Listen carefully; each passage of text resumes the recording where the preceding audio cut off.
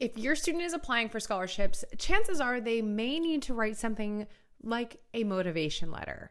And this can really make or break an application. There is so much opportunity here. This is really a chance for your student to stand out beyond grades or test scores and really show the committee who they are. So in today's video, I want to walk you through exactly how to help your students write a killer motivational letter, one that can feel authentic, persuasive, and impossible to forget. Now make sure you hit subscribe because every week we have a new strategy for your family to work towards a debt-free degree. Hey there, my name is Jocelyn Pearson, founder of the Scholarship System, where we help families overwhelmed by the cost of college secure scholarships so they can help their student graduate without student debt.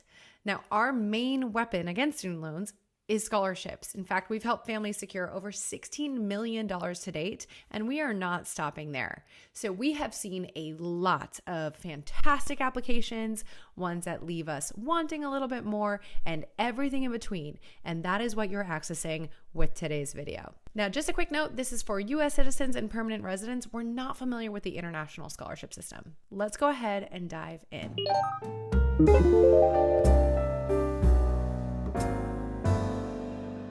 So first, I want to help you understand what is a motivation letter. So a motivation letter is similar to a personal statement, but it's more focused on why a student is applying for a particular scholarship and how it really aligns with their goals. So think of it as a conversation between your student and the scholarship committee. This should answer why this scholarship matters to them. There are a lot of scholarships that ask this question. In fact, we cover it in the Scholarship System course for that reason. But it's not just why this matters to them, but what they plan to do with their education and therefore this money, and how they've shown determination or impact in their journey so far. So this is not just about sounding perfect, it's about sounding real. And even though a scholarship organization, they may not require something specifically called a motivation letter, the general premises is always the same. Now, if you're having a hard time even finding scholarships that ask this kind of question, I do have a free webinar at thescholarshipsystem.com/free webinar where I cover exactly how to find legitimate scholarships that ask questions like this. So check that link out. We'll link it in the description, or you can click on this video and open it separately and check it out after this. Now, when helping your student with their motivation letter, what do you want to challenge them to begin with is a strong opening. That beginning opening is going to be one of the most important pieces. Encouraging your student to begin with maybe a short, memorable introduction, something that really draws the reader in. This could be something like a personal story that connects with their goals. It could be a challenge that they've overcome. It could be a defining moment that really shaped their motivation to succeed or shaped their career path and what they want to do and why. An example here could be, ever since I spent weekends volunteering at our local clinic, I have always known I want to study nursing, not just to treat patients, but to advocate for those who can't afford care. So right off the bat, we know, ooh, they have a big heart, they know what they want to do, and they know why they want to do it. Now, to make this even stronger, I think a student could actually start with a specific experience of volunteering. Maybe it's, I was running down the hallway after hearing the loud beeps and a patient is coding. I had no idea that that day would determine the rest of my life. And then they could say what I said earlier, where I said, ever since I spent weekends volunteering, I've always known I wanted to be a nurse. So just right there, you can see the difference between a good opening and a great one. We're going to remember that story of her running down the ICU as a volunteer. But no matter what, an opening like that is memorable and it helps the person reading it care about their story. Which leads me to the next step, and that is connecting the story to the scholarship. So after the introduction, your students should explain why they are pursuing this particular scholarship. If they're asking for that question of why this money? This is where a lot of students go wrong. They just submit their admissions letter and hope that it's enough. They don't actually answer the question, or they use a general letter that could just apply to most of what we try to say here, but they're not really fine-tuning it to this topic. So instead, what we want to do here is actually research the organization behind the scholarship. So what values do they emphasize? What kind of students have they funded before?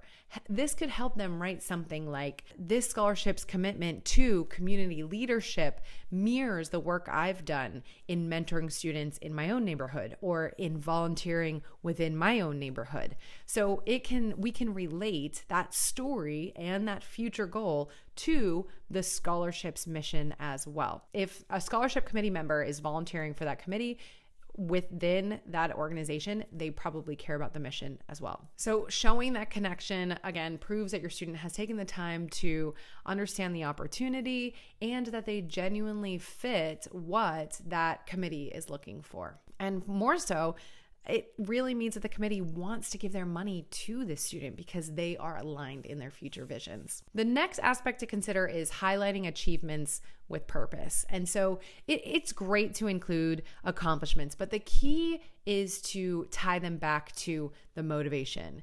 So for example, instead of saying, well, I was captain of the debate team, we could instead say, as captain of the debate team, I learned how to think critically about social issues, a skill that I plan to use as a future X, Y, and Z, attorney maybe, or even a nurse maybe, fighting for access to healthcare or quality education or education equity. So we don't want to just say what we do. We want to say what we got out of it and how it ties to our future. Each achievement should point towards their goals and demonstrate a personality quality that makes them deserving of the scholarship. And again, bonus points if it can wrap back up into my previous point of what the committee has a mission for. Next, a great way to get towards wrapping it up would be showing gratitude and painting that future vision. So really expressing that gratitude for the opportunity and outlining what they would do with this money. Something like receiving the scholarship would not only reduce the financial burden on myself and my family, but it would also allow me to focus on continuing to volunteer. So maybe it's at the ICU, or maybe it's within the community or at a local youth program, whatever it is. So this shows appreciation and forward thinking, both of which leave a strong final impression with that committee, which is what we want to do. And then we want to wrap up our letter with confidence and respectful, right? So a simple, strong closing might sound like, thank you for considering my application. I'm excited to continue pursuing my education and giving back to my community in meaningful ways. And I know that these funds can help me do that in an even better and bigger way. So again, by wrapping it up, really we're with pretty much the prompt, we know we've answered the question. If that sentence does not make sense after everything else we wrote, we didn't answer the question in the essay. But a clean, polished letter, it should show respect for the reviewer's time and help that message really come to a close, kind of a wrap up. Now, we have an entire essay writing playlist, so we will link to that in the description as well, but I really recommend checking out the videos there because they will even help fine-tune this even more. Now, once we have that written, we always want to review, revise, proofread. Before sending this out, students should really read that letter out loud, listen if there's anywhere we slipped up that usually signals something's missing or a comma's missing or a wrong word.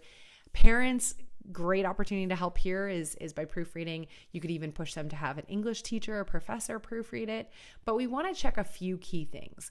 First and foremost, word count, okay? We don't want to go over word counts if they have a maximum. Please respect the rules. Formatting, making sure it looks clean and professional. Of course, spelling and grammar. Whether we want to also look at whether each paragraph actually ties back to the prompt. When they read it out loud, maybe as a parent, try to guess what the prompt was. These are all general suggestions that we include in the scholarship system course, which I have a link to if you want to learn more about down in the description below. You can also attend that free webinar, and I will describe a little bit more about that program opportunity at the end there. So you just go to the scholarshipsystem.com/free webinar. Now, comment below, has your student had a scholarship specifically ask for a motivation letter, or was it called something different, or did they ask, why do you need this money, or why do you deserve this money? I'd love to know if your family has come across this question. So parents, again, when helping your student with their motivation letter, remind them that it's not a academic letter. It's not about writing a perfect letter, but it's about writing a story that feels honest and purposeful and full of drive and actually lets the committee get to know them. If their letter can clearly show why they're pursuing their goals and how this scholarship will help them make a difference, they are already going to be ahead of most applications. And this is why in the scholarship system, our students on average get double the scholarship value that other students get, because we know what they're looking for and we follow these rules. So I hope that they're helpful. Again, click subscribe so that you don't miss our future videos. And if you like this, I'd love a thumbs up to know if it was helpful. And don't forget, you can always comment below with any other questions that you have. Lastly, don't forget to attend that free webinar. The link is in the description, or you go to thescholarshipsystem.com/free webinar, but that is where you can find these scholarships that are asking these legitimate questions. All right, I'll see you in next week's video.